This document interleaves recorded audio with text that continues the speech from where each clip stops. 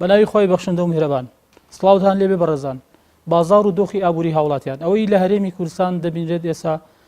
ئابوورێکی شڵەژاو و بازارێکی شڵەژاو بە هەمان شێوەیە وەکو زۆرێک لە چاودێران و ئابووری نەسان پێیان وایە کە ئەم دۆخە کاتێک کاتۆتە ئاراوە کۆمەڵی هۆکار و ئەنجامی پێشتری هەبوو ئێستا ئەمە کە دەیبینین دەرەنجامە پێشتر حکوومەتی هەرێمی کوردستان لە ماوەی ساڵانی ڕابردووە ژمارەیەکی زۆر لە هاوڵاتیان و فەرمانبەران لە هاوڵاتیانی بە شێوەی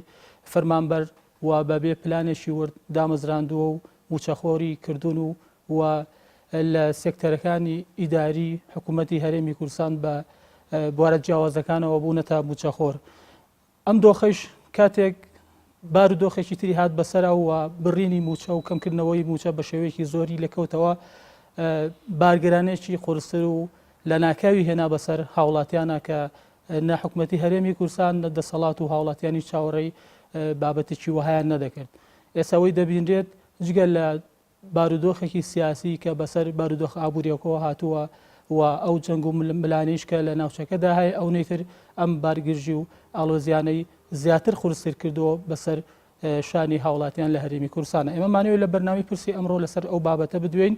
بازار و دۆخی ئابووری خەڵک بە بەشداری و میوانداری هەریەک لە بەڕێزان دکتۆر خالید حەیدەر پسپۆڕی ئابووری مامۆستای زانکۆ هەروەها بەڕێز مامۆستا ئەحمەد حاجی ڕەشی ئەندامی لیژنەی دارایی ئابووری لە ئەنجومەنی نوێنەرانی عێراق سوپاسانەکەین کاتان بەخشی بە بەرنامەکە کاک دکتۆر خالید جەناب لە سەرتاوە لە جەنابتەوە دەست پێ بکەم ئەو دۆخەی کە ئێستا بازاری هەرێمی کوردستانی پێدا تێدەپەڕێت ئەو دۆخە ئابووریەی کە هەیە جەناب دۆکو پسپۆڕێک خوێندنەوە چییە ینی چۆن پێناسەیەکەی زۆر سپاسەکەم بەناوی خۆی بەخشندەی میهرەبان زۆر سپاس دەکەم کە ئێوەی بەڕێز ئەم دەرفەتتان ڕخساندووە کە لە خزمەتی جنابتان بم لە خزمەتی مامۆستا و برای عزیزی خۆمان خۆی بە تەکید ئەوەی کە ئێستا ئەگوزارە لە هەرێمی کوردستان لە بازاڕەکان هەرێمی کوردستان بریتێرەوەی کە ئاستی خواست زۆر دابەزیوە و هەر بۆ زانیاری جنابتان خواست بزوێنەری ئابووریە نەک لە هەرێمی کوردستان نەک لە عێراق لە جیهان بەگشتی هەموو چالاکی ئابووریەکان وینەکان هەمووی لەسەر بنیاتنان و دروستکردن لەسەر خواستەکە ئەکرێ اینجا ئەوەی کە ئەگوزارەی ئێستا لە هەرێمی کوردستان و لە سەرەتای 2014 و سەری هەڵدا تا ئێستا تا ئەم دقەیە کە پارەمان نییە موچەکەمە موچە لە کاتی خۆی نادرێت پاشەکەوت کراوە هەمووی بریتێ لە کاریگەری لە کاریگەری بۆ کردنی خواستەکەش کە کەم بوو بەرەمهێن ئەو بەڕێزانەی کە شت هاوردە ئەکەنە دەرەوە کەسێرەکان خواست نییە شت خەڵک پارەی پێنیە شت ناکڕێ ئەمە هەمووی ئەبێتەوەی کە ئابوووریەکەمان بەرەو پوکانەوە بڕوە بەرەو ڕکود بڕوە بەرەو ئەوەی کە ئیتر شتومەک نەفرۆشتێت لە بازار مستەوای مەعیشەت و بژێوی خەڵک کە پارەکەمان نەبوو ئاستەکەدا ئەبەزێ جاران باسدەوە ئەکرا کە بەرکەوتوی هەر هاوڵاتیەک بۆ نمونە بەگشتی 400 دلار بوو و بۆ مانگێک واتە گەشتە 5,000 دلار تقریبان بۆ ساڵ کە لە هەمان کات ئەگەر سێری ئیمارات بکەین کە ئەو کاتە 5,000 دلار بۆ مانگێک بوو ئەگەشتە 6,000 دلار بۆ ساڵ کە یەکێک لە وڵاتانەی کە زۆر پێشکەوتون لە ئاستی بەرە پێدانی مرۆڤی بەگشتی مەبەستم ئەوەیە کە ئێمە ئەو بنەماوە ئەو بزوێنەری ئابووریە و ئاستەکەی زۆر دابەزی بوو بەوەیەوە کە تۆ جەنابەت ئابووریەکەت هەمووی پەکی بکەوێ جگەلەوەی کۆمەڵێک خەلەل و لاسەنگی هەیە لە ئاستی لە هەیکەل یاخود پەیکەری ئابووریەکەمان کە لەسەر قاچوەستاوە ئەوە خۆ وازەحە لە هەموو وڵات و هەموو بڵین هەموو قۆناغێکیش وڵاتان تووشی ئەو حاڵەتە بن ینی ئەوەتە ڕێژەی بڵین خواست و کڕین ینی عەرز و تەڵەب هەر ئەبێت ینی بەڵام ئەوەی کە ئێستا بینرێت تۆ پێ دوانیە ینی حاڵەتێکی لە ناکا و چۆن ینی کەوتۆت بەسەر حاڵەتێکی بم شێوەیە کە بەڵی فەرمانبەران بەڕێژەیەکی زۆر هاتۆتە خوارە و لە کاتێکدا بەشێکی زۆر کە نزیکەی لە 125 بۆ 30 هاوڵاتیان لە هەرێمی کوردستان ینی بەو ڕێژانی بازەکرێ موچەخۆڕن و کاتێک ئەم موچەهەیەتە خوارەوە ئەمە دۆخێکی لە ناکا و ینی کتوبڕی بەسەر خەڵکە هێناوە مەبەستمان لەوەیە زیاتر لەو بڕگەی بەتەکید ئەوە تۆ جەنابەت لێرە ئەوەی کە هەمومان ئەیزانین و بەڕێز مامۆستاش لە اختصاسەکەی خۆی و بەڕێزیان لە پەرلەمانی بەغا و لای خۆشمان هەر باس لەوە ئەکرێت کە ئێمە داهاتی هەرێمی کوردستان دوو بەشە ڕێژە زۆرەکەی بۆ نمونە وەکو بەڕێوەبردن وەکو هین بۆ ئابووریەکە لای حکوومەتە هەرچەند هەندێک بەڕێز ئافەرمێ ئەوەی کە من هەندێک جار باسی ئەەکەم ئەڵێم على ئەساس سەتا هەفتای بەڕێوەبردننی ئابوووریەکە لای حکوومەتە و سەتا سیەکە لای کەرتی تایبەتە بە ڕێزان تێبینیان هەبووتیان ئێستا ڕێژەکە کەم بووە بەڵێ ڕێژەکە کەم بوو ئەو کاتە بۆ دەبەرەوەی گرنگی ئەدرا بەرەوە ڕۆشتین کە گرنگی بدرێ بە کەرتی تایبەت مەبەستم چییە؟ مەبەستم ئەوەیە کە ئێمە نەفەقات و خەرجیەکانی حکوومەت وای لێ هاتبوو ئەو کاتە و ئێستش تقریبن تا ڕادەیەک هەر وەکو ڕێژە هەمانینە ئێمە سەروی تقریبن ١ نەفقاتی تەشغیلیمان هەیە ١ نەفقاتی ئیستثماریمان هەیە ئەو بڕەپارەیە و موچەی فەرمانبەران ئەوەنە کە کەم بوو ئیتر حتا ئەو ئیستثماریەشە ئەوە بەرهێنانە نەما ئەوە یەک دوو ئەوەی کە باسیەکەی جەنابەت لە بواری موچەی فەرمانبەران و بژێوی ژیانی ڕۆژانەیان ئەوەی کە ئەفەرمووی جەنابەت لە ناکاوە ئەم بابەتە ڕوویدا لەبەر ئەوەی لەگەڵ نەناردنی موچەوە لە حکوومەتی بەغاوە ئێمەش دەستمان کرد بەچی دەستمان کرد بەوەی کە بە سربەخۆیی نەوتمان هەنار دەکرد بە حسابی ئەوەی کە ئێمە بگەینە ئاسێکی زۆر بەرز لە فرۆشتنی نەوتوە پارێکی چاکمان دەست بکەوێت ئەوە بوو ئەوەی پێ قەرەبوو بکەینەوە بەڵام لە هەمان کات ئەو هەوڵدانی حکوومەت یاریمی کوردستانە وای چی لەگەڵ یا بوو هاوکات دابەزینی نرخی نەوت ئەمە هەموو بوو بەهۆی چی بوو بەوەی کە ئەو پارێکە دەستی حکوومەت یاریمی کوردستان کەوت کە دابش بکرێت بە حسابی حکوومەت یاریمی کوردستان یەکەم وەکو کات حکوومەتی هەرێمی کوردستان پابند نەبوو بەوەی کە لە کاتی خۆی موچەی فەرمانبەران مانگانە بدات دوو بڕەکەشی کە سێرێکی جەنابەت ئێستا بە 2 مانگ و 3 مانگ جارێک ئەو بڕێکە پاشەکەوت کراوە ئەوەش نادرێت ئەمانە هەمووی هۆکار بوون بۆ ئێمە بگەینە ئەنجامێکی زۆر گرنگ کە بریتە لە دابەزینێکی زۆر نائاسایی لە ئاسی بژێوی ژیانی خەڵک وای لێ هات کە ئیتر لەو ئەو پەڕی خۆشگۆزرانی کە ئێمە تیا بووین جاران بوو بە ئەو پەڕی هەژاری و ڕێژەی هەژاریەکەی کە ئێستا باس ئەکرێت کە من گومانم هەیەلەوە کە باس لەوە ئەکرێت کە 120 بێ من تەسەوڕەکەم زۆر زیاتر بێ لە ئەوەش بەڕێزی کە جاران ئمە باس لەوە ئەکرا بە شانازی کە شاری سلێمانی ئەگەر بە تایبەت باسی شاری سلێمانی بکەین کەمترین ئاستی هەژاری تۆمار کرا لە شاری سلێمانی بەڵام بەداخەوە ئێستا لە هەرێمی کوردستان زۆر دواترێمەوە بۆ تەواوکردنی ئەو پرسیارێن وەڵامی پرسیاری کە کاریگەریشی خراپی بێ ئەو دۆخەلە ناکاوی کە بەسەر خەڵکو هاوڵاتیان بە تایبەت فەرمانبەرانە هاتووە ئێمام ساحمەد جەنابەت چ بەراوردێک ئەکەی لە نێوان بڵین بازاری هەرێمی کوردستان لەگەڵ بازاری شارەکانی تری عێراق لە کاتێکە بەڕێزت ئەندامی ئەنجومەنی ئەندامی لیژنەی داراوی ئابووری لە ئەنجومەنی یۆنانی عێراق ینی ئەمە تا چەند ئەوانیش ناوچەکانی ناوەڕاست و باشووریش عێراقیش ینی شارەکانی ئەوێژ وەکو هەرێمی کوردستان ئەم دۆخە هاتۆ بەسەریانەیان جیاوازیەک کە لێرە هەبێت لەوێ نەبێت یان بارودۆخێک کە لێرە هەبێت لەوێ نەبیان پێچوانەوە لە چیا خۆی بینێتەوە بەڕای بەڕێز بەناوی خۆی بەخشندەی میهرەبان سوپاسی بەڕێستانەکەم زۆر خۆشحاڵم لەگەڵ مامۆستای گەورەم کە بەرنامەیەک پێشکەش بکەین چەند بتوانین وێنەکە ڕوون بکەینەوە بۆی هاوڵاتی بزین ئەو وەزع و قەیرانە لە چیوە هاتووە ئێستا گەیشتووەتە کوێ و بەرەو کوێ سەرنجام هەنگاوانێت بابەتی ئابووری لە هەرێمی کوردستان و لە عێراق بەگشتی و ئەتوانم بڵێم لە ناوچەکەیش تووشی قەیرانێک بووە ئەم قەیرانە لە ئەنجامی شتێکی کتۆپڕۆ نەبووە لە ئەنجامی بێبەرنامەیی لە چه حکوومەتی عراقی و چه حکوومەتی هەرێم دوای حکوومەتی هەرێم چ تاکی هاوڵاتی خۆمان ئەوە قەیرانەکە ئالێەوە سەرەگرێت کەەوە بەکارهێنەری ئێمە با بڵێن عقلانی مامەڵی لەگەڵ هینا نەکردووە حکوومەتی ئێمە مامەڵی عاقلانەی نەکردووە لەگەڵ ئەو داهاتانەی دەستی کەوتووە بە بەردەوامی لە 2023 تاوەکو 2013 نزیکەی 100 تریلیۆن دینار هاتووەتە هەرێمی کوردستانەوە ئەم 100 تریلیۆن دینارە ئەگەر بەکاربهێنرایە بە شێوەیەکی ڕەشناڵ عقلانی بەکاربهێنرایە من قەناعەتمایە ئەمڕۆ نەگەیشتینە ئەم قەیرانە ئابووریە تاکی هاوڵاتی ئەو داهاتەی کە لە ماوەی چەند ساڵی پێشوە بەدەستی هێناوە ئەگەر بە شێوەیەکی عقلانی سەرفی بکردایە لە قەزەیەکە کە پێوترێ موازنەی ئوسەری کە بوجەی خێزانە چەندێکی لێ دانێ بۆ ئیستیهلاک و چەندێکیشی دانێ بۆ ئیستیسمار تووشی ئەم قەیرانە نەبوو لەبەرەوەی ئێمە مقدمەیەکی هەڵەمان داڕێژاوە نەتیجەیەکی هەڵەی داوە دەستەوە ئەمە چ لەسەر ئاستی تاک و چ لەسەر ئاستی حکوومەت و موسسات ئەگەر مقارنەیەک بکەین بەوەی کە ئێستا لە نێوان حکوومەتی هەرێم و لە نێوان هاوڵاتیانی هەرێم و هاوڵاتیانی وەسەط و جنوبدا هەیە کاتی خۆی بەپێی داتاکانی سندوقی نەقدی دەولی و UN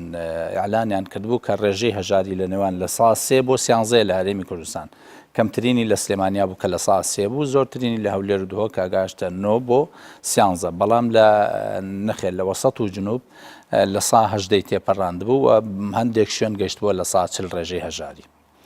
ئەم مقارنەیە کاتێک هەبوو کە فعلەن بوجە هات بۆ هەرێمی کوردستان و هاوڵاتیانی هەرێمی کوردستان بە شێوەیەک لە شێوەکان بە شێوەیەکی زۆر باش ژیانیان بەسەر ئەبرد بەڵام لە ئێستادا دوای ئەوەی ئەو قەیرانە دروست بوو دوای ئەوەی ئەو مقدمە هەڵەیە دروست بووە نەخێر ئێستا خەریکە پێچەوانە ئەبێتەوە یا تعادل ئەبن بابەتەکان بە تایبەتی دوای ئەوەی لە حکوومەتی ئیتیحادیە تا ئێستا موچە دوانە کەوتووە و ئەو داهاتەی کە عێراق لە ڕێگەی نەوتەوە ئەیفرۆشی ڕاستە و خۆی کاتۆ ناو بازاڕەکانی وەسەط و جنوب جۆرێک لە حرەکەی اقتصادی و نەشاتی اقتصادی لە ناوەڕاست و خواروی عێراقا بەردەوامە بەڵام ئەومان لەبیر نەچێ ئەو بنیە تەحتی کە لە هەرێمی کوردستانە هەیە و ئەو بینا و ئاوەدانی کە لە هەرێمی کوردستانە هەیە لە خوارو لە وەسەط و خواروی عێراقدا نەبووە چونکە هەمان فەسادی سیاسی کە لێرە هەیە هەمان فەسادی سیاسی لەوێ هەبووە هەمان فەسادی دارایی لێرە هەیە هەمان فەسادی دارایی و مالیش لەوێ هەیە ئەو فەسادە ئیداری کە لێرە هەیە هەمان فەساد لەوانەیە بە زیاتریش بابەتە شیواکە لێ لە ڕوویا چاوەڕێکرێ لەوێ شتیوە تەسەور ناکەم چونکە عێراق توانای زۆرە عێراق دەوڵەتێکی خاوەن سیادەیە عێراق بە شێوەیەک لە شێوەکان ئەوەی کە ئەینێرێتە دەرەوە مقارنە و مراقبەی زۆرە بۆیە داهاتەکان ڕاستە گەندەڵیان تیاکرێ بەڵام ون نابن بۆ شێوەیە کە لە هەرێمی کوردستانە کە نەوت دەفرۆشێ و لە سا 16 تا لە سا 20 نەوتی عێراق هەرێم ئەیفرۆشێ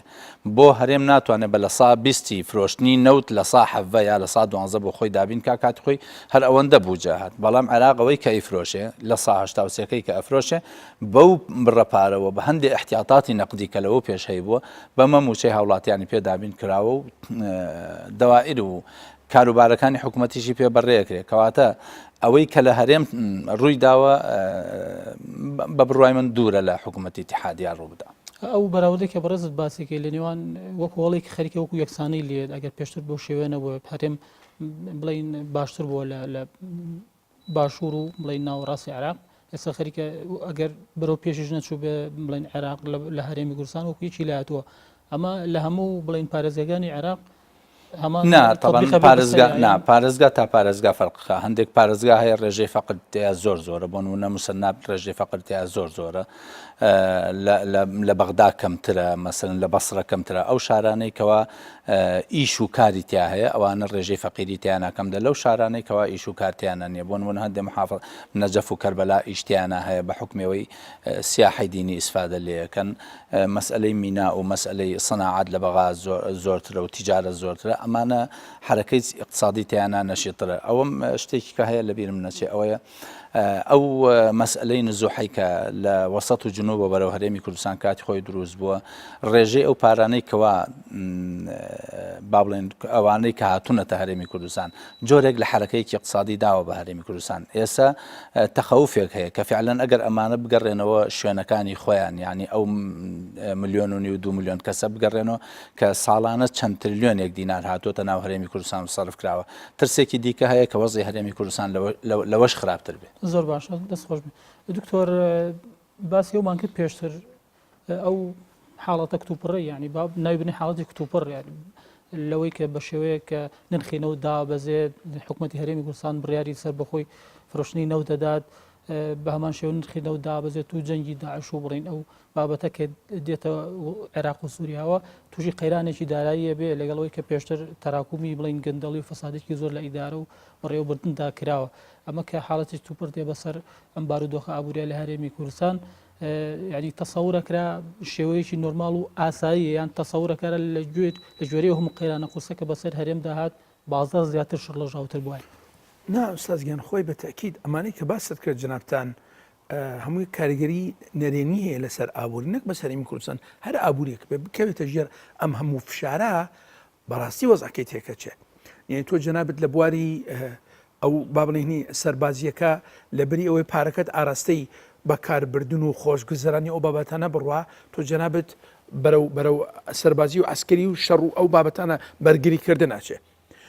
باشە خودی ئەو بڕە پارەیە کەوا ئارەستی ئەو بارەکراوە ئەسڵەن پارەکە کەم بووەتەوە واتە تۆ جەنابەت پێویستی بە هاوکاریە معنەیەوە لە ئەسڵەوە پارەکە کەم بووەتەوە بۆ کە پێشتر هەنا ئەنێردرا بۆەوە بەرهێنان ئەوە نەما یاخود بەو شێوازە کەم بوو معنەیە ئەوەیە ئەمە کاریگەریە لەسەر ژێرخانی ئابوووریەکەمان ئەوە کە ئێمە هەڵماندا بۆ دامەزراندنی دەوڵەتێکی سربەخۆ بۆ ئەوەی ئمە بتوانین پشتبەستن بەو سەروەت و سامانە کە ئێمە پێشبینمان نەکرد وەکو مامۆستا بەڕێزیان ئەمەژان پێدا ئەو ملیار دۆلارێک کە دەستمان کەوتووە ئێمە بە شێوازێکی عەقلانیەت و بە پێی شیکردنەوەی کولفە و مەنفەعەواتە تێچوون و سوود و کەڵکەکە بەو شێوازە بڕیارمان بدایە لاینەکە بابەتەکە شێوازێکی ترا بوو بۆ ئیمارات ئەو پارێکە دەسی کەوتووە لە ڕێگەی داهاتی نەوتەوە ئێستا وای هاتووە لە خۆشگوزەرانیە و بۆتە وڵاتێکی گەشتیاری لەبەرەوە ئەو وڵاتە بە عەقلانیەت تەعاملی کردووە ئەزانێ ئەو داهاتە بۆ ئەی نەوتەکە بەردەوام نابێ واتە ئەوەی کە ئەفەرمونون جەنابتەن ئەو هەموو فشار ئەوینە وای لێ کرد کە ئابوووریەکە وەکووتمان پەکی بکەوێ ئەجا لێرە جگەل لە ئەوەش ئێستا تۆ جەنابەت ئێستا لە قەیرانی ئێستا وا بیر بکەیتەوە ئەبێ ئەم پارە نەئاسەیە کە دەستمان ئەکەوێ وردە وا هەوڵ بدەین خۆمان دەربکەین لەم ینی نەجاتمان ببێ ڕزگار ببین لەم قەیرانە ئەبێ هەوڵ بدرێت بۆ ئەوەی کە تۆ جەنابەت ئەو پارە نەئاسایی کە ئێستا دەست دەکەوێ لەژێر ئەو هەموو فشارە بەرەو بواری کشت و کاڵ بڕوە بەرەو بواری کە ئاسا وردە هەنگاو بنین بەرەو ئاسایشی خۆراک ئەمە لە چی ئەکرێت لەوەی کە تۆ جەنابەت ئەو پارەیە بینێری بۆ دروستکردنی چەند کارگەیەک لە بواری خۆراک بۆ بەکارخستنی خەڵکە ئێستا ئەناڵێنەوە لە دەستی نەبوونی پارە پشکی حکوومەت و قەبارەی حکوومەت کەم بکەیتەوە بۆ ئەوەی ئەو کاریگەری زۆرەی کە هەیەی بودجێ حکوومەت و داهاتی نەوت ئەوشتانە ئەوە قەبارەکەی بچووک بکرێتەوە بەرە وڵاتە پێشکەوتەکان بچین لە قەبارەی کەرتی تایبەت کە 1965 ئێستا کەرتی تایبەت کەرتی تایبەت کە ئەگەر زاڵ بوو بەسەر ئابوووریەکە وەکو بەڕێوەبردن و وەکو داهات و خەرجیەکانی سەرکەی جەنابەت 1965 خەڵک لە کەرتی تایبەت ئیشەکەن 1965 داهاتەکە هی کەرتی تایبەتە واتە لێرە ئیتر ئەوەندە پشت نابەستی بنەوت ئەوەندە تووشی قەیران و کێشە و نەهامەتی نابێ ئینسان و ئابوورێنمی کوردستان بۆیە تەسەوڕەکەم ئێستش ئەم دەقەشە بەڕێوەبردننی ئابوووریەکەمان بەڕێوەبردنێکی ژیرانە نییە عەقلانیەت نییە بۆ لەبەرەوە تۆ جەنابەت ئەبێ بە عەقلانیەت تەعامل بکەیت لەگەڵ بابەتەکانە ئەو دۆلارە نائاسایی کە دەست ئەکەوێ خەرج بکرێت لە بواری گونجاوی خۆی ئەوەی کە ئەوترێت مامۆستا باسی گەندەڵیەکە ئەکە کە دنیام بەشێکی شلای خۆمانە بە پێی راپۆرتی شەفافیەت ئەڵێ $100 لە اقتصادی عێراقی خەرج بکرێت $80 ئەچێتە گەندەڵیەوە یعنی واتە تەنها $20ەکەیە ئەچێتەوە بەرهێنان بەس با بزانین خەرجکردنی ئەو بڕەپارێ $20ەکەش بە کوواڵەتێکی بەرز ئەبێ ئەوەش خۆی لە ژێر فشاری یعنی هینا بەڕاستی ئەوەش تا چۆن لەگەڵ ئەو بۆچوونی کە ئەڵێن ئەو پارە ملیاران بڵین دلاری کە بە نەقدی هاتووە هەرێمی کوردستان تا ڕادەیەک یعنی تا ڕادەیەکی کەمیش بێت ژێرخانی ئابووری لە هەرێمی کوردستان گەشە سندوترێک و مامۆستا باسی کرد لە چاو ناوچەکانی تری عێراق و بڵین ناوچەکانی دەرەوەی هەرێمی کوردستان لەگەڵ ئەو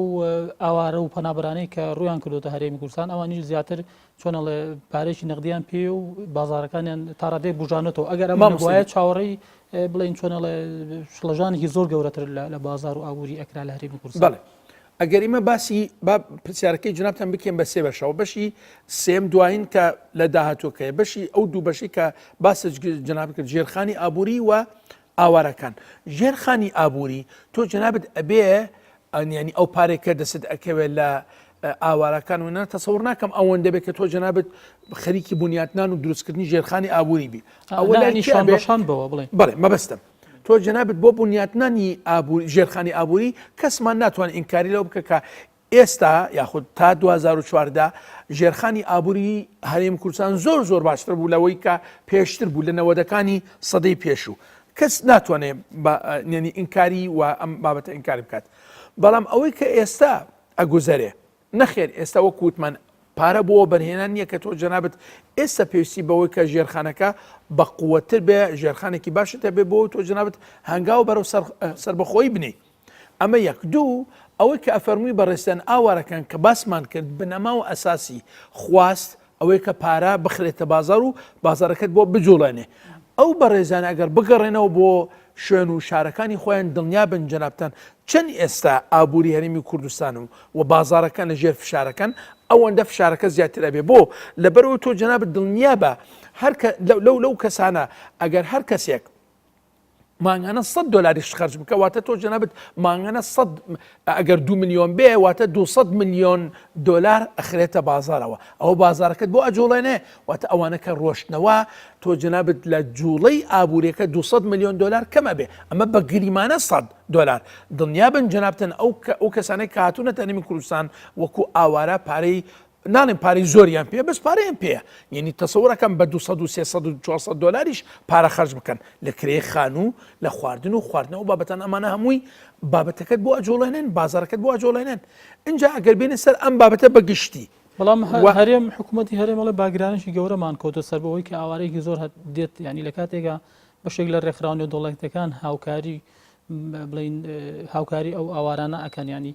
ئەو باگرانیە چیە کە حکوومەتی هەرێم کردوێتی بە یەشێک لەو چوار بیانوە گەورەی کە تووشی قەیران بووە کە ئەوش دابەزەی نرخینەوت و شەڕی داعش و بڕینی بوجە لەلایەن عێراقەوە و ئاوارەکانیش آخر ئوستازگیان لێرە یەکشت هەیە ئینسان با ینی با قسەی حەقەکەش بکات کە بارگرانیەکە بریتێلێکی بریتێلەوەی کە تۆ بەڕێزت هاوڵاتی کوردی خۆمان پارەی پێ نییە بەو شێوازەکە ناسراوە و زانراوە باشە کە ئەچێ بۆ بازار دوکان دەرسێرەکە ئاوارە دێت بۆ نمونە شتی خۆی ئەکڕیانەکە ئەمە بێتەوەیکی دوکاندار وەکوفەرن ئەم حقیقەتێکە وایە نرخی بازار بە گشتی سێرەکە جەنابەت ئەوە پزیشکە وەکو خۆیە ئەوە گۆشتە ئەوە سەوزەیەوە میوەجات ئەو بابەتانە تقریبان زۆرینەی بابەتەکان تقریبان لە هەر وەکو ئاس لە ئاسی جارانن بۆ لەبەرەوەی فشاری خواستەکایە باشە من وەکو هاوڵاتی کە ئەچم بۆ بازار پارەم پێ نییە جاران وەکووتمان بەپێی ئەو ئامارەی کە بڵاو کرا و 400 دلارمان پێ بوو ئێستا کەمترە ئەسڵەن لە 100 دلاریش کە من بە 100 دلار کەمتریش بچم بۆ بازار نرخەکان وەکو خۆی بن ئەمە بەڕاستی شتێکی لە تحمل و قدرەت و توانای هاوڵاتی خۆمان نییە معنای ئەوەیە لێرە اینجا هاوڵاتی ئەو ئاوارانە کە ئێستا بگەڕێنەوە بۆ شارەکانی خۆیان ئەوە دیسان جارێکی تر ئەو پشتگیریە کە ئەکرێت لە هێزی خواست بەهۆی ئەو پارێکە خەرج ئەکرێت لە لایەنی ئەوانەوە ئەو پشتگیریە نەمێنێ دیسان جارێکی تر ئابووری هەرێمی کوردستان ئەپوکێتەوە زیاتر وە تووشی ئەو نەهامەتی ئەحمەد پشتبەستن بە تاکە سەرچاوەیە کە نەوتە خۆ دەزانین لە سەدا 90 بەرەو ژووری بڵین داهاتی عێراق و هەرێمی کوردستانیش کە دەستێکەوە لە نەوتەوە دەستێکوێت و ئەویش وەکو بڵین بەڕێسان زۆر جار لە دیمانەوە بڵین لە چاپێکەوتنەکانتانە باسیەکەن کە ئەوە یعنی چۆنەڵێ لایەنی سلبیاتی زۆر گەورەیە بۆ سەر داهاتووی ئابووری و داهاتی ئابووری لە وڵاتەیە ینی هیچ بابەتێکی دیکە سەرچاوێکی دیکە لەبارە بووی کە پەنای بۆ ببرێ جگە لە نەوت یان ئەگەر تۆ براوردێکی پێی دیسان هەرێمی کوردستان سەرچاوەکانی تری داهاتی ئاسانتر ئەتوانێت پەنای بۆ با لە چاو عێراقا بۆ نمونە کشت و کاڵە بازرگانیە یان پیشەسازیە گەشت و گوزارە بەتاکید گرفتێکمان هەیە ئێمە گرفتی هەیکەلی سیستەمی ئابووریمانە ئەم هەیکەلە لە ئەساس و هەیکەلێکی شێواوە لە ئەساس و با بڵین هەر وڵاتێک بەم وەزع بێ لە تەصنیفی اقتصادیە ناوەڕێ وڵاتی شەڕێعی کە اعتمادەکات سەر سەنعاتی استیخراجی ئەو شتانێکەوە لە ناو زەوی دەریەهێنێ ئەمەش خۆی بۆ خۆی پەیوەندی هەیە بە بازارەوە برای بەڕێزم جەنابی دکتۆر باسی لەوە کرد کە کەوێتە سەر ئەو نەزەریەی عەرز و تەلەب کە چەند تەلەبی لەسەر بێ ئەوەندە عەرز ئەتوانرێت زیاد بکرێت یاخود بە پێچەوانەوە وڵاتی ئێمە ڕاستە بواە هەر لە بیدایەتەوە خۆی کێشەیەکەیە لە دنیا شتێکەیە لە لای اقتصادیەکان مەشهورە بە مەرەزی هۆڵندی نەخۆشی هۆڵندی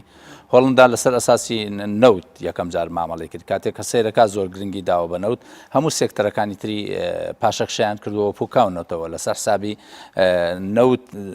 دەرهێنانی با بڵێن دەستکەوتنی ئاسانە دەرهێنانی کولفەیەکی ئەوەندەی تێناچێ فرۆشتنیشی سەریع و پارەکەشی سەریع ئەگەڕێتەوە بەڵام کە سەیری سێکتەرەکانی کە کەیوانین بۆیە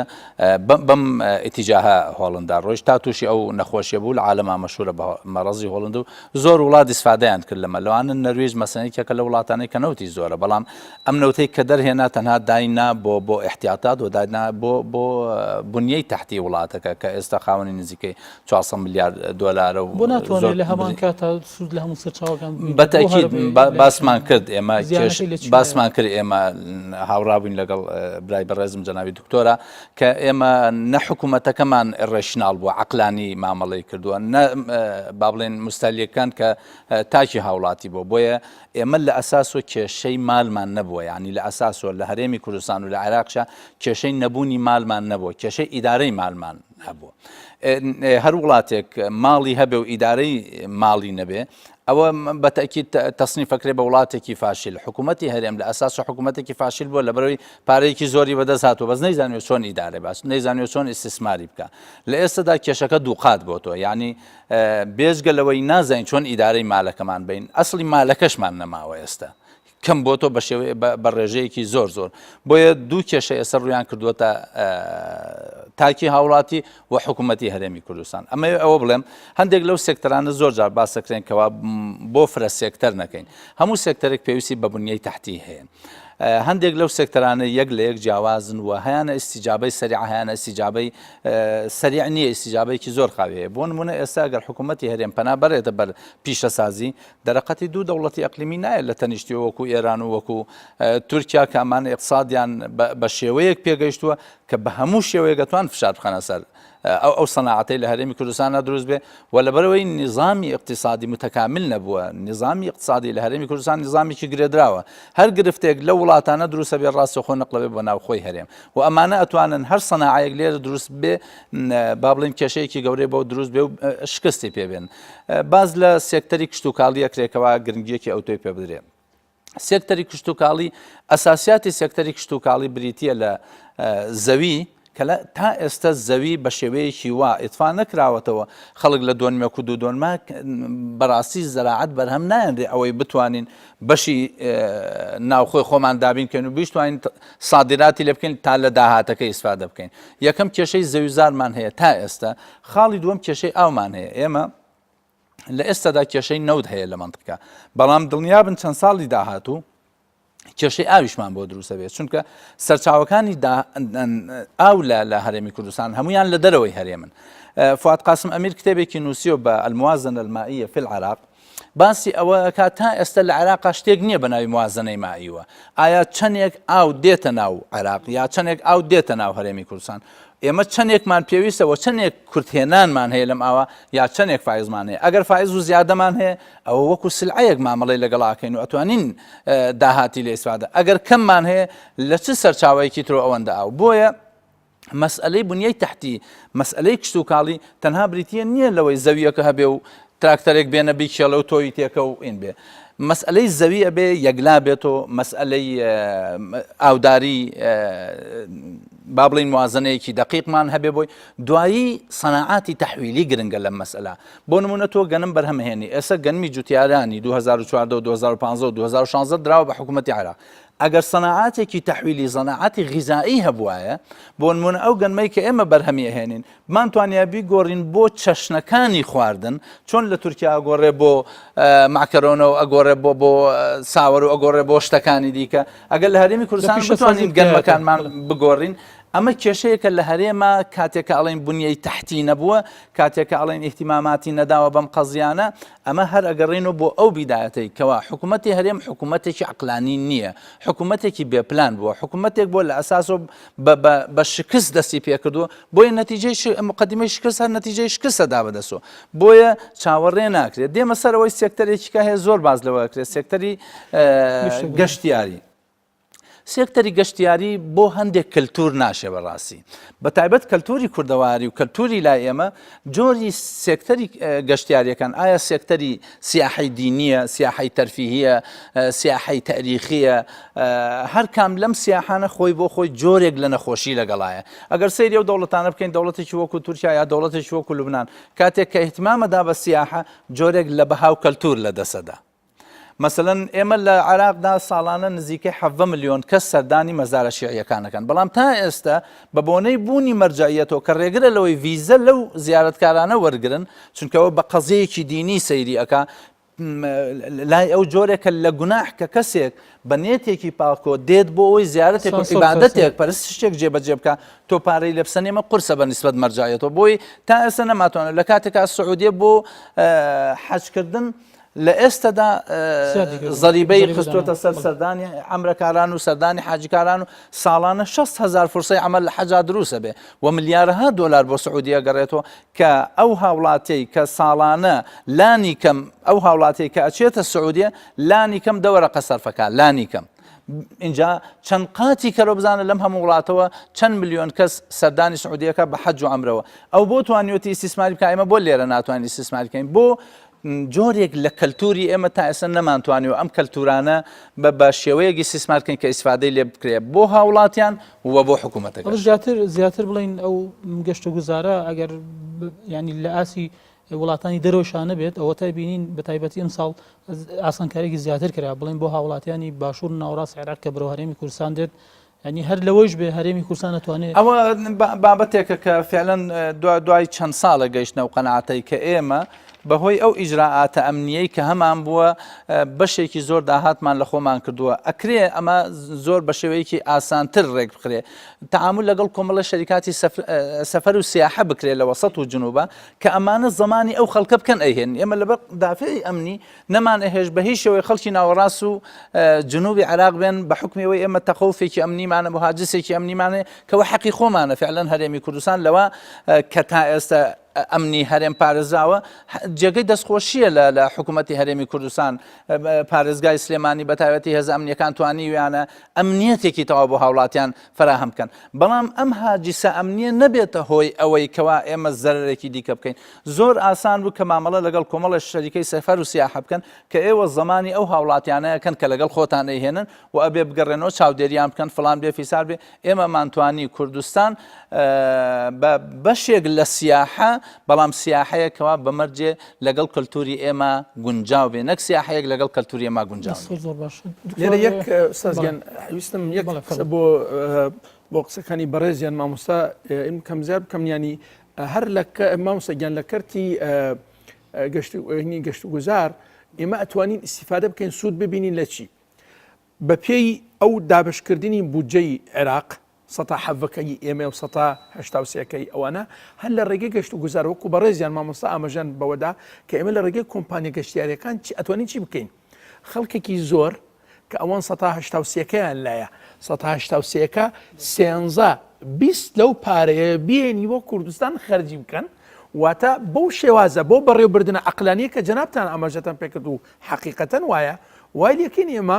سەتا حەڤەکەی خۆمان ببێتە سەتا 20 سەتا 25 هەر لە ئەینی گەشت و گوزاری ناوەکی خۆمان بێ ئەوەی کە ئێمە کەسێکی تر لە دەرەوە بێنین وای لێکن ئێمە ئیسیفادەکەین لە چی لەو دابشکردنی سەرەتایی ئیمکانیات و توانای عێراق و بەو شێوازە سەتا حەڤەکەی خۆمان ڕێژەکەی زیاد بکەین لە ڕێگەی کردێک کە بنەمایەکی زۆر بە قووەتمان هەیە دیمەن و شوێنی گەشتیاری و سروشتی زۆر جوانمان هەیە ئەتوانین ئیسیفادە زۆر باشە ئەگەر پرسیارە لە بەڕێزشت لەسەر ئایا کۆمپانیەکان یان بەگشتی کەرتی تایبەت چی ئەکا بۆی کە چۆنەڵێ بە ئاخری چارەسەرا بۆ ئەو دۆخابووری کە هەیە لە هەرێمی کوردستان بشکێت و لە کاتێکە زۆری لە کۆمپانیەکان هەر ئیفلاسبوونی خۆیان ڕاگەیاندووە بەڵام یان ئەگەر وەکو کەرتی تایبەت بەڕای بەڕێزە دۆکو و بڵێن شارەزایەک سپۆرێک لە بواری ئابووریا چۆن دەتوانێت ڕۆڵی هەبێ لە چارەسەرکردنی من سیارەکەی جەنابتان وەڵامەکە بە یەکن خاڵەدەمەوە لە جەژنی پێشوو لەگەڵ مامۆستاکان باسی ئەومان کووتمان ئێستا مامۆستاکان و هاوڵاتیان پارەیان پێنیە وتی پارەی چیان پێ نییە وتی نمتوانی لە بازارەکان بجوڵێمەوە ئەوەندە خەڵک ئیزدیحام و قەرەباڵغی هەبوو مانای چی لەخوا بەزیاد بێ ینی تاڕادێک ئەگەر باسی ئەو بکەین پارێکی مەقبول و پەسەندکراوە هەبێ لە بازار باوە ئاراستەی بکەین ئیتر پێشتر کە بە عەقلانیەت استیفادەمانێ نەکردو ئێستا باوە ئاراستەی بکەن بە شێوازێکی عەقلانی و ژیرانە والێ بکەن کە بوار بدرێت بە کەرتی تایبەت بێتە پێشەوە ئەو ڕێژەکەمەی کە بە ئاراستە بکرێت بۆ کوێ بۆ کەتی کشتتوکار کە مامۆستا ئاماژە پێکرد کە فعلەن ئێستاوا ئێمە بیستین کە گرنگی درراوە بە کەرتی کشتتوکاڵ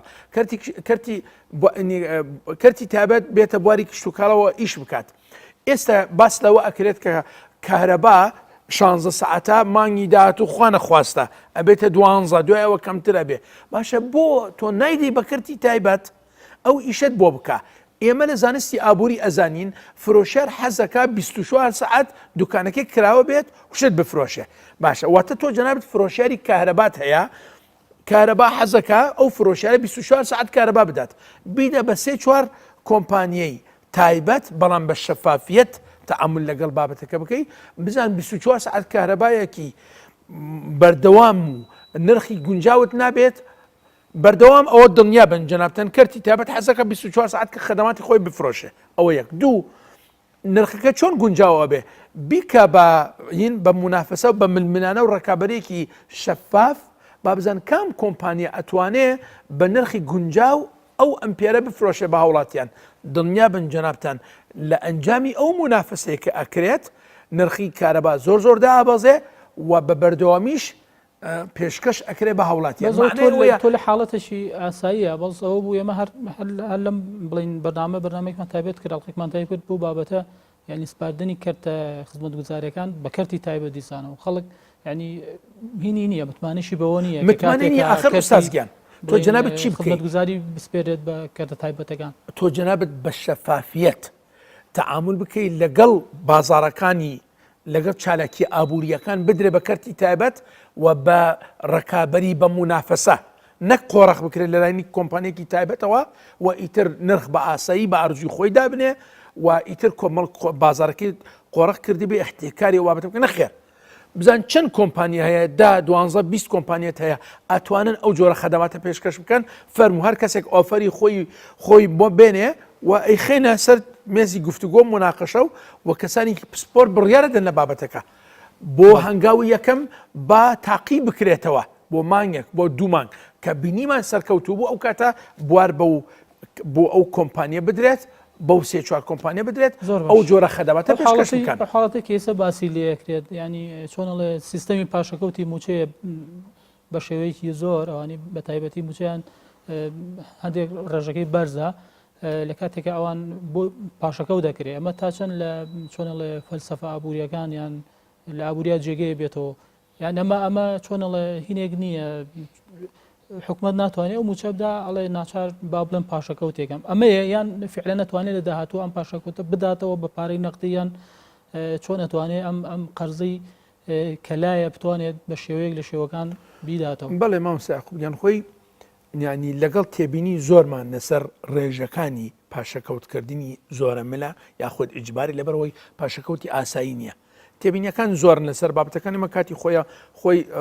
ڕێی خۆمانماندا بە بابەتەکە ئیتر ئایا گەشت و جێبەجەکرایان نەکراوە ئیتر مەسرا و مەجای خۆی گرت بەڵام ئەوەی ئایا لە داهاتوو ئێمە حکوومەت یاریمی کوردستان ئەتوانی ئەو پارەیە کە پاشەکەوت کراوە بیدەتەوە بە فەرمانبەران بە پێی دۆخی ئێستا و خوێندنەوەی و ئیستیقرائی حاڵەتی ئێستامان ئینسان ڕەشبین ئەبێ لەوەی کە لە داهاتووی زۆر نزیکدا لەوەی کە باس ئەکرێت حکوومەت یاریمی کوردستان ئەوەندە قەرزارە تعامل و تەسەڕفکردمان بە ژیرانە لەگەڵ داهاتەکانمان ئەم بابەتانە هەمووی هۆکارن بۆەوە ئینسان خوا نەخواستە گەشبین نەبێ ڕەشبین نەبێ بۆ لەبەرو تۆ جەنابەت بەم شێوازە بڕوا تۆ ئەسڵەن پارەت نییە موچەکە دابین بکەیت باشە چۆن بە تەمای تۆ لە حتا بەپێی وتێ ئەو بەڕێزانەی کە باس لەوە ئەکەن کە نەوت بگاتە $100 ئێمە ناتوانین دۆخەکە چاک بکەنەوە ینی بە $100کەش دۆخەکە ناگەڕێتەوە بۆ ئاسایی جارانی خۆی کە موچە ئاساییەکەی خۆت وەربگری باشە چۆن تۆ جەنابەت ئەو بڕەپارەی کە ئێستا حکوومەت قەرزاری ملەتەم قەرزاری فەرمانبەرانە ئەوەش بداتەوە تەسەوڕەکەم بە ئاسایی ناتوانێت حکوومەت ئەو بارە قورسەی کرد لەسەر شانیکردنی بکات و ئەرکەکانی لەسەر شانی خۆی بکات بەو شێوازە جێبەجێ بکات تۆ پێ دوای حکوومەتی هەرێمی کوردستان جارێکی تر موچە بەو هینێ بڵین بۆ ڕێژەی بەرز ناکاتەوە یان بەسەر بەوتەی ئەو بەڕێزانە قسەی ئەوان نەک قسەی خۆم بە قسەی ئەوان بە $100 کە ئەڵێن ناکرێت ئیتر پشت بەستن بەو واقع حاڵە ئەو کەسانە کە پسپۆرن و نزیکن لە بوارەکە ئێمەش ئەتوانین پشت بۆ قسە بەس باز لەوە کرێ ینی خەڵک ئەبیسی نەڵێ قەی ناکە ئەو موچەکەمان کەم کراوەتەوە زۆر هاتوۆتە خوارەوە بەس لە هەمان کاتۆکو بە ڕێزیش پێشتر باست کرد نرخی کاڵا و شتمەکان هەروگە خۆیەتی نرخی کاڵەکان با بێتە خوارەوە ئێمەش با موچەکەمان لەو حەدە بێت ئێمە هەر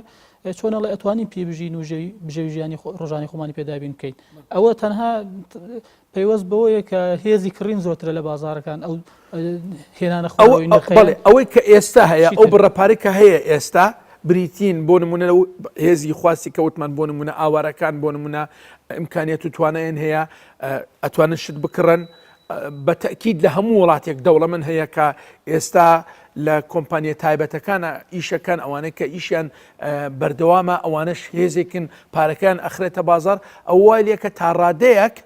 نرخ جێگیر بێ جگە لە حەز و ڕەغبە و ئارزووی دوکانداران لەوەی کە ئەیانەوێ شتەکان بفرۆشن لە ئاسی جارانی خۆی و پارەیان دەست بکەوێ ئەمە هەمووانەیەکە کە نرخەکە تا ڕادەیەک جێگیر بێ ڕاست نرخ بەگشتی لە بازار دابەزیوە بەڵام لەو ئاستە دابەزینەکە لەو ئاستە نیە بەراورد بکرێتەوە بە دابەزینی موچەی خەڵک زۆر باش ئەحمەد بۆ دوا دەرفەتیش بگەڕم وڵای بەڕێزە باز لە قەرزی بیانی ئەکرێت یان قەرز بە شێوەیەکی گشتی ئایا بڵین حکوومەت ئەمە بکات تا چەند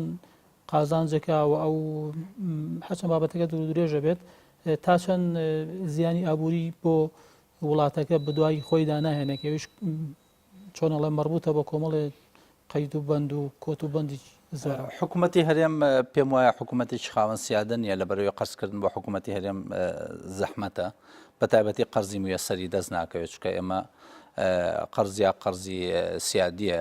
قڕوزی مؤسساتی دەولیە قەرزی دەوڵەت بۆ دەوڵەتە قەرزی مؤسساتی دەولیە بۆ دەوڵەتان و قەرزی کەتی تایبەتە بۆ دەوڵەت بیان بۆ کۆمپانیا بێ حکوومەتی هەرێمە دوانی یەکەمی دەست ناکەوێت نە قەرزی مؤسساتی دەولی دەسەکەوێت چکە خاوەن سیادە نییە و نە قەرزی حکوومەت بۆ حکوومەتی دەسەکەوێت چکە حکوومەتێکی خاوەن سیادە نییە تەنها ئەگەر قەرزێکی دەستکەوێت قەرزی کەتی تایبەت یا بانکێکی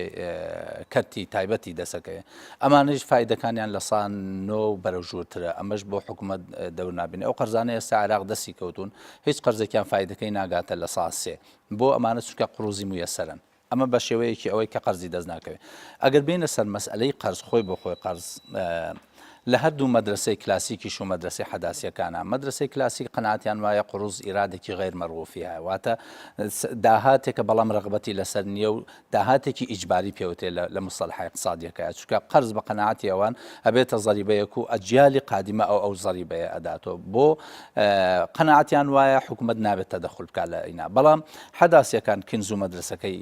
بە شێوەیەکی گشتی قەناعەتیان وایە قڕوز ئەکرێت داهات بن بەڵام داهاتێکە بە مەرجێ جەدوای اقتصادی و فەنی هەبێ هیچ پرۆژەیەک لە هەرێمی کوردستانە پرۆژەی حکوومەت هیچی جەدوای اقتصادی و فەنی نییە جەدوایەکی ناجح هەبێ ڕوانێ شتێک تەقدیم کا بە ناوی جەدواوە بۆیە بە بڕوای من قەرز بارگران نییە کە مستەقبەلەن باجەکەی ئەدەین و زەریبەیەکیشە جیلەکانی دوای ئێمە ئەوە هینەکەن بە تایبەتی قەرز لە وڵاتی ئێمە ئەگەر بۆ مەجای ئیستیهلاک بێ ئەوە شتێکی زۆر زۆر خەتەرناکە لە ئێستادا هەموو هاوڵاتێکی هەرێمی کوردستان 5,000 دلار قەرزی حکوومەتی ئەکەوێتە سەر ئەگەر مقارنە بکەین لە حکوومەتی عێراق هەموو هاوڵاتێکی عێراقی تەنها 3,000 دلاری ئەکەوێتە سەر تۆ سەیری ئەو دوو باڵانسە قورسە بکە ئەمە وەکو وایە دوو باوکێکیان 3,000 دلار قەرزی بەجێهێشتوێ باوکێکیان 5,000 دلاری بەجێهێشتوێ ئەگەر ڕێمەوە سەر ئەو پرسیاری کە باس کرد کە کەتی تایبەت چی بکە مشکلەکەوەی لە حکوومەتی هەرێمی کوردستانە هەرچی قەزیەیە کەوا ممارەسەکە حتا مەسن لە زۆربەی وڵاتە دەرچوون لەو قەیرانی ئابووری بە نظامی خەسخەسە و کەرتی تایبەت ئەکرێ لە وڵاتێمە حتا ئەوەش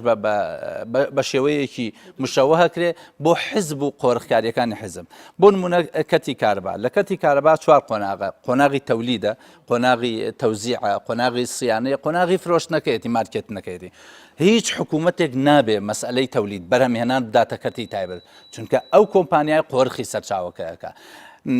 مەسئلەی تەوزیع و نەقڵکردن و ئەمانە هەر حکوومەت چکە سەرمایەشی گەورەیە وێ و ناتوانێت تەنها مەسئلەی تەوزیع لەگەڵ مەسئلەی سیانە ئەکرێ بدرێتە کەردی تایبەت چونکە تا ئێستا حکوومەت هەرێم باز لەوەکە کە 4 تریلیۆن دیناری حکوومەتی هەرێم حتا هەموو شتەکانی کەرتی تایبەت بە پێچەوانەوەکە لەبری ئەوەی بێت مەسئلەی تەولید بە غازی سروشتێکی زۆرمان هەیە مەسئلەی تەولیدەکە فراهم بێنێ دوایی بۆ ئەوەی داهاتەکەی دەستکەوێتەوە لە ئێستا حکوومەت باز لە 4 تریلیۆن دینارەکە کەلای هاوڵاتیانە و نایدەن بۆ چونکە ئەسڵ بە پێچەوانەوە قەزیەکەی جێبەجێ کردو حکوومەت خۆی پارەکە دەدا بە کۆمپانیاکان پارەی تەولیدەکە وەزیری سامانە سروشتەکان لە چەند ڕۆژی ڕابردووە باسی لەوە کرد کە لە سەرەتای دەستیان کردووە بە کەرتی تایبەتی کارەبا تا ئێستا بای 28 تریلیۆن دینار گازیان سەرف کردووە و داویانەتە ئەم کارەبای کە ئێمە لەو 28 تریلیۆنە ئەگەر بخرایەتە ئیستیسمار لە مەجای کارەبا تەولیدەکە ئایدی ئین بواە و تەوزیع و سیانە ئایدی کۆمپانیاکان بواە ئێستا ئەم بڕە کارەبای کە ئێستا سەرفەکرێ نیوەی ئەوەمان پێویست نەبوو چونکە تەبیعەتی هاوڵاتی وایە کاتێکە مۆلیدەکەی خۆیەتی ئەچە 6 ئەمپێر ئەگەر ئیشی بە 3 ئەمپێر بڕوا 3 ئەمپێر بەڵام کارەباکە کە بێتە ئام بەگشتی بە کەیف خۆی هەرچی گڵۆپەکانی ماڵەکەی دایەگرسێنێ بۆیە لە ئەساس و حکوومەتی هەرێمی کوردستان پلانی نییە بۆ قەزەکان لە ئەساس و بیر لەوە کاتەوە هەر شتێکەکە چۆن حیزبەکەی خۆی ئیسفادە بکە بۆ نمونە 28 تریلیۆن دیناری کردوتە باخەڵی کۆمپانیاکانی کە سەر بە حیزبن یعنی لە خەڵکەکەی وەرگرتووە و داوێتێ ئەندامانی حیزبەکە و دوجار حیزبەکەی خۆی ئیسفادەی لێ کرد باسیش هەر لەسەر قەرز یعنی ئەگەر دو دەرفەتیش بێ بە تەواوەتی کۆتایی بەرنامەکە بێنین ئەو بڕە قەرزەی کە باز دەکرێت کە هەرێمی کوردستان توش قەرزێکی زۆر بوو هەرچەند ئەمە ناشەفاف و ڕوونیش نییە مشکلی حکوومەتی هەرێم ئێستا من قەرزەکانی حکوومەتی ئیتیحادیم لایە بە وەسایق وەزارەتی دارایی بۆی نردوین 9.6 نادی پاریسە 4.3 خارج نادی پاریسە 4 ملیاری مستەسپرینی ئەجانیبە نزیکەی 200 ملیۆنی هی هەندێک وڵاتی دیکەیە ئەمانە 28 تریلیۆن و 100 ملیاری قروزی داخلیە 40 ملیار و 700 ملیۆنی قروزی دووەلی خلیجیە قروزێکی غیر مجدولە و هینینیە ساڵانە حکوومەتی ئیتیحادی نزیکەی 6 تریلیۆن دینار قەرز و فایدەی قەرزەدا یعنی قستی قەرزەکان و فایدەی قەرزەکان دەداتەوە کە ئەمە موازنەی هەندێک دەوڵەتە ئەمانە بە شەفافی هەیە بەڵام لە حکوومەتی هەرێمە تا ئێستا شتێکی داتای مەوسوقمان نییە کە حکوومەتی هەرێم بڵێ چەندێک قەرزارم چەندێکی قەرزی خارجیە چەندێک قەرزی داخلیە چەندێکیان قەرزەکان نسبەی فایدەیان ئەوەندەیە جەدوەلەی دانەوەی قستەکان چەنە هیچ شتێک لەمانە نیە لەبەرەوە هەر یەکە ڕقەمێکڵێ ئێستا بەپێ ئەو قسانەی کە هەندێک لەبەر پرسە باڵاکان باسەکەن هەندێکیان باسی 22 میلیارد دلارەکەن هەندێکیان باسی 25 میلیارد دلارەکەن ئێستا هەندێک باز لە 30 میلیارد دلارەکەن لە ڕاستە تا داتای ڕسمی نەیەتە بەردەستمان جۆرێکە لە ناحەقیکە یەکێک لەو ڕقەمانە پشت ڕاستکەین دەستان خۆش بێ سپاس بۆ بەڕێستان ماندوو بوون کاتەم بەرنامەکە بەخشی سپاس دووجارێکی تر بینەرانی بەڕێز بم شێوە هاتینە کۆتایی بەرنامەی ئەمجارەمان کە تایبەت بوو بە بازار و دۆخی ئابووری هاوڵاتیان لە هەرێمی کوردستان تا بەرنامە و دەرفەتێکی تر بەخوای گەورەتان ئەسپێرین خواتان لەگەڵ